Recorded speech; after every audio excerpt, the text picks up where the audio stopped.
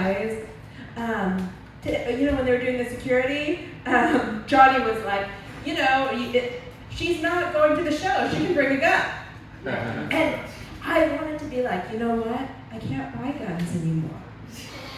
But then I realized, this month I am 5 years out of the mental hospital. So I can legally buy a gun in California. Just a wonderful thing to figure out. And the thing is that I can't because I have a toddler. And he will kill everybody. Every single, and it's not like a personal thing. Like, anytime you hear stories about, all these gun-loving people, women put them in their purses, they get shot at by their 3-year-olds.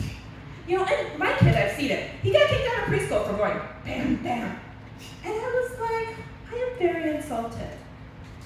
I am half Texan. That is insulting our culture, okay? We are about guns. That's it. And racism. But don't worry, my mom's black. It was fun. It was a fun little change. They were kind of shocked. So what was I doing? Oh, by the way, also I guess Texas is big into God. And you know what I've decided, looking at, they're like, God does not make mistakes. If you have seen the size of a woman's pelvis and the size of a baby's head, that is not true. that is, he was like, oh, let's do this plan. It gets stuck. It sucks. But coming out, it sucks. It's painful. But the thing is that it is the only surgery that we ever do on anyone that we celebrate. And we celebrate without taking painkillers. It's like, you know what? I had every tooth in my mouth pulled out. It was a beautiful experience. I dreamed it. I listened to beautiful music and smelled incense, and it was wonderful and life-affirming. That sounds insane. But if you go to a mom's group, that is exactly how they will describe giving birth. And so, by the way, my grandfather, the Texan, he did pull out every single tooth without painkillers on his lunch break. He was very proud of this. I thought it was insane. But then, that became my goal for giving birth. I was going to do it without pain. I failed completely. Wanted everything. But, and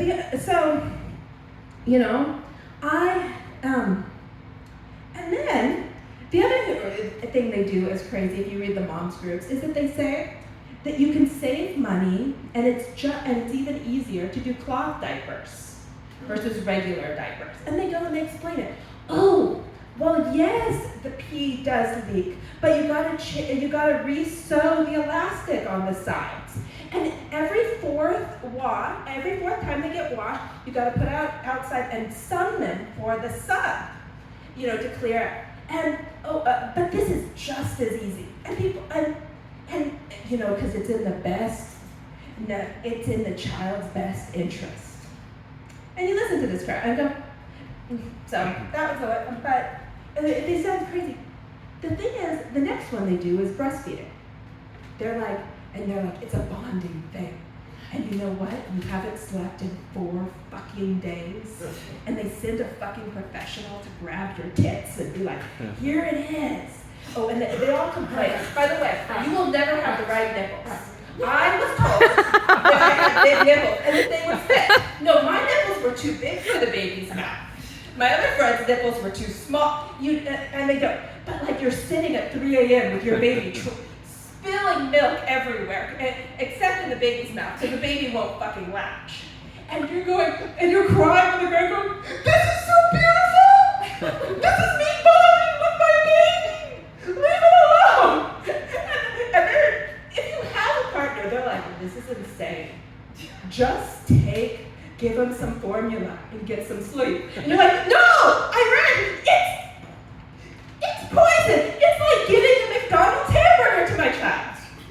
And then, my second one, I think McDonald's was one of the first words he ever said. It's like, it's gonna happen. But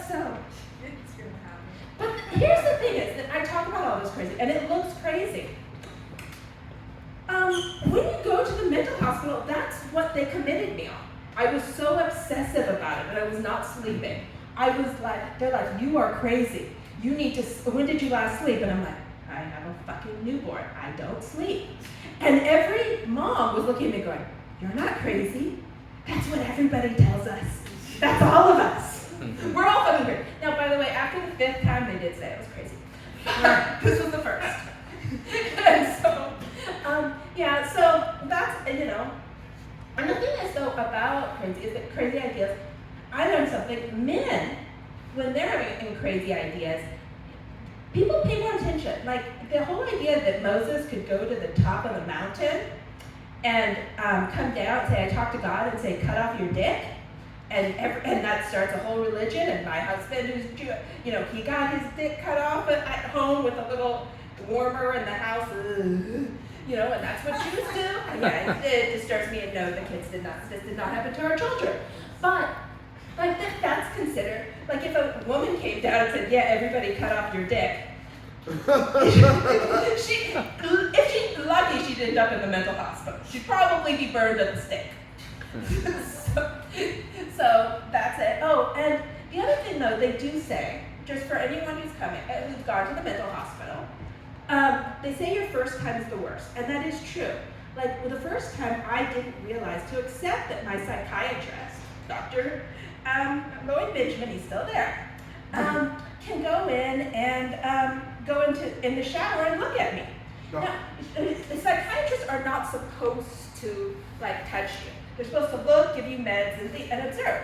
I would have preferred him to let me put on clothes, but you know, things happen. And this is, so thank you very much.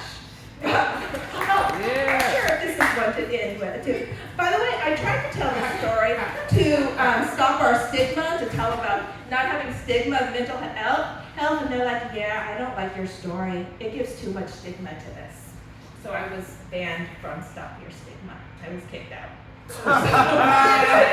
Thank you very much.